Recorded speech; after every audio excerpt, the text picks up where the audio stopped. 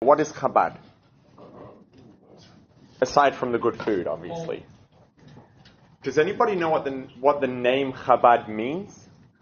Go on. Acronym. Good. Acronym for? Very good. So Chabad is an acronym. Chachma Bina Das, which means, I would say that perhaps the best English word for each of those is conception or inspiration, comprehension, and connection. And it's talking about in our minds, connecting with ideas, connecting with information. The name, and the rabbi actually mentioned before that, he's a big fan of Google. Google is amazing. Google kind of gets the point of Chabad to a degree, but they didn't go all the way. Google completely revolutionized the modern human experience more than almost anything else. What did Google recognize? Google recognized, and then decided to capitalize on that, the power of information. There's basically, there are many things in life that are influential, many things that are powerful, many things that can be very useful, but there's not much that's ultimately more powerful and more influential than information.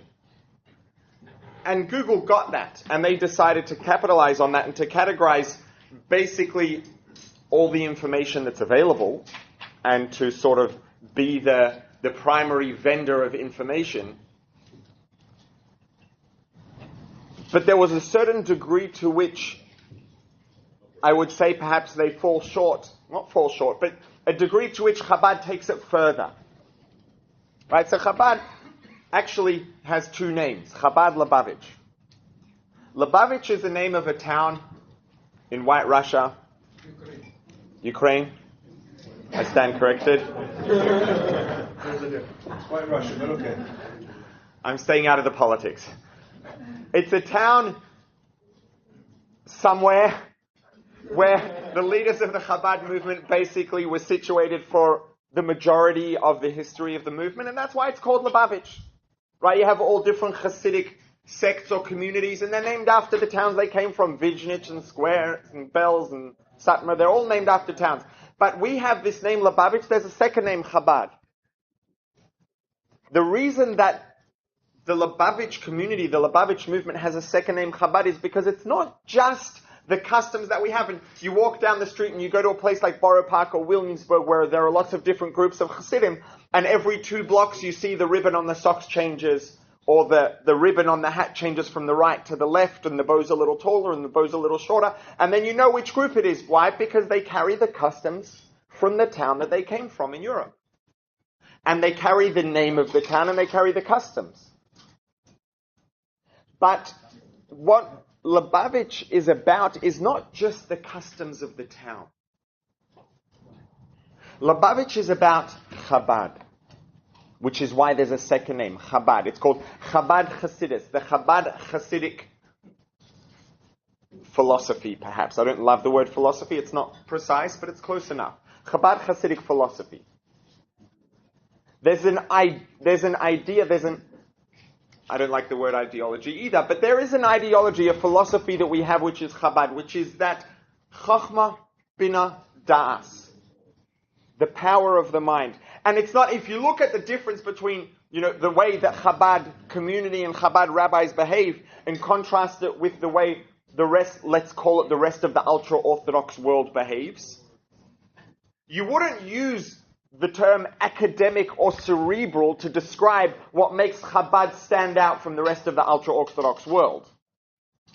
Right? If you contrast a Chabad rabbi with a Square rabbi or a Satmar rabbi, you wouldn't say that the Chabad rabbi is this super academic and cerebral, at least in terms of that's what makes us stand out. So why is it that we call Chabad?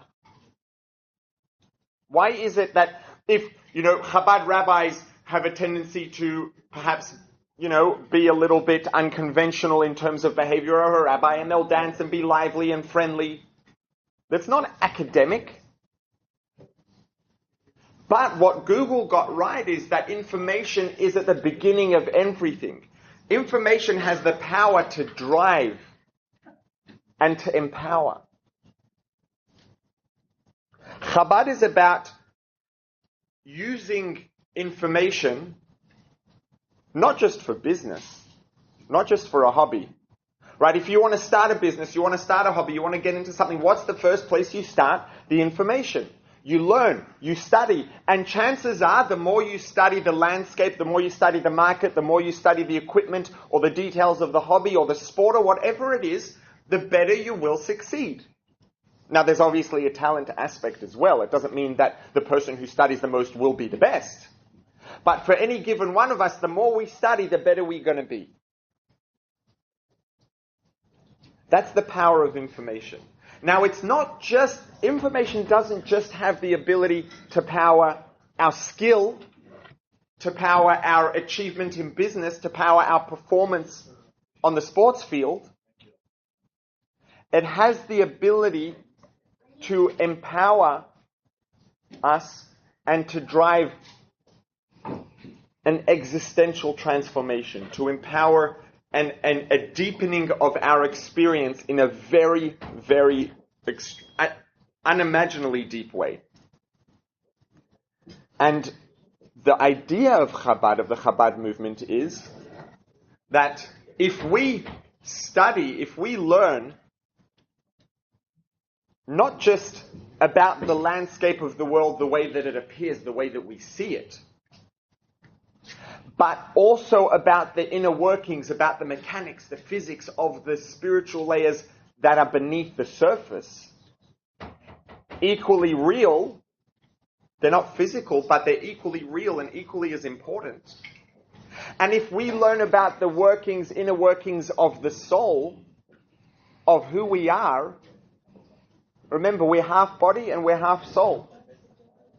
And there's the study of biology and of medicine, etc., which gives us invaluable information. And just off the cuff, I would say that we have to be very grateful to God and to science and the partnership between them and the fact that we have the technology we have today. Because chances are most of us wouldn't be here if not for that. Because we know about the body. As we know more and more about the body, we can make the body able to function better, to live longer and to live healthier. The more we know about the soul and the way that it works, the healthier we can keep our souls, the more effectively they can function. The more we know about the purpose of the world around us, of the dynamics and the mechanics of the spirituality that is the partner of the material world that we live in, the more we know about that and about our purpose, and about the way that we work as far as the soul is concerned, the better equipped we are to maximize our potential, to live up to who we are able to be who we were born to be, and to make the world what it was created to be. Information is power. And so, the founder of the Chabad movement, Rabbi Shneur Zalman of Liadi, known as the Alter Rebbe, the Baal HaTanya, the author of the Tanya, took this approach, and he wasn't the only leader of a Hasidic community at that point. There were many of them, but he stood up against them and took a different approach, and he said, I want every single one of us, every single one of you, every single Jew, to have the opportunity to have a self-awareness at the level of the soul, to understand not just who we are emotionally, which is a very important thing, a very important part of living a fulfilled life, is the human Homo sapiens emotional self-awareness, but to have self-awareness in terms of our soul as well, in terms of our purpose. When we know that we are divine deep down inside and that we have a little bit of God inside of us, that drives us to live in a completely different way. When we understand that we are infinitely capable because we're divine. And we understand that us expressing our inner divinity is the purpose for which the world exists. It exists for us to realize ourselves and to bring divinity, to bring purpose into the world, to realize the purpose of the universe and of ourselves, it changes everything. It changes our level of interest. It changes our level of interest just in getting out of bed in the morning, let alone being involved in Jewish life and in a Torah life. It changes our level of excitement and passion about life and about realizing our potential and living up to who we're able to be and who we're born to be. And every one of us is born to be something that's infinite. Now, each of our gifts are unique. I can't do the same thing that each of you can do, and each of us can do things that the others can't do.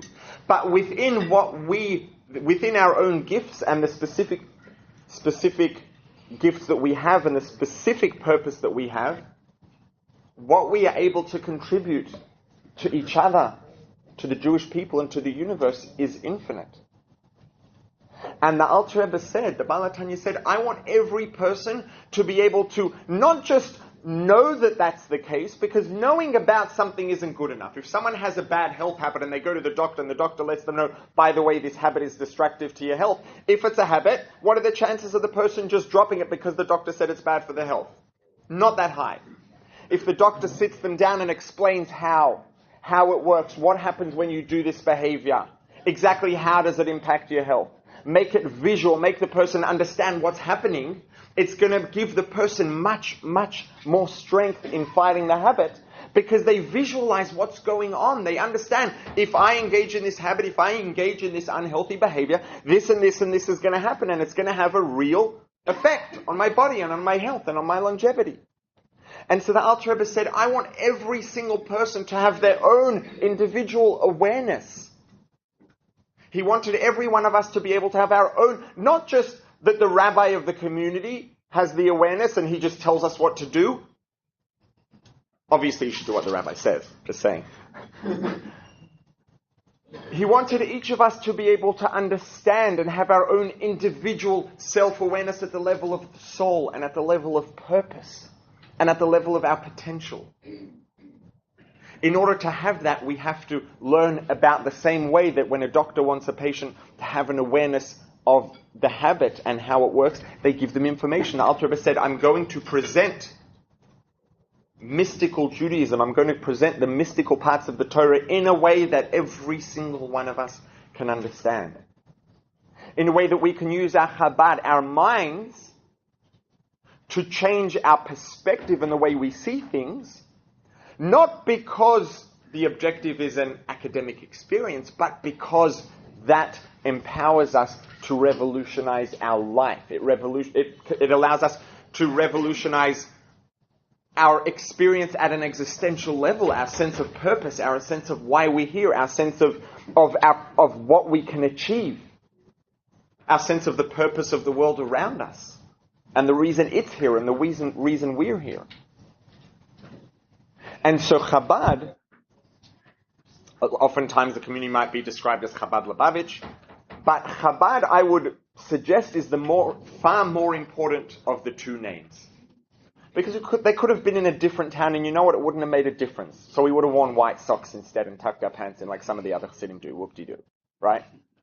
But Chabad is something which gives us literally infinite value. It gives us the ability to learn. When we learn the teachings of Chabad, when we learn, and it's like that, Kabbalah teaches about the inner workings, the dynamics of spirituality, etc. But it's very cryptic. It's almost impossible for just about anybody to understand. And that's, the Alter Rebbe came along and said, I'm going to make it something that every single person can use their Chabad, their Chochmah bin Adas, use their mind to learn about and to understand and to empower themselves. He realized the power of information beyond what Google realized.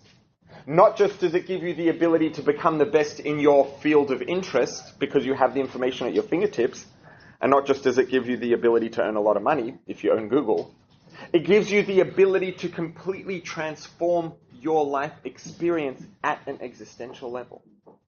And when we transform our own experience, that leads us to then transform the experiences of those around us and to transform the world. And that's Chabad.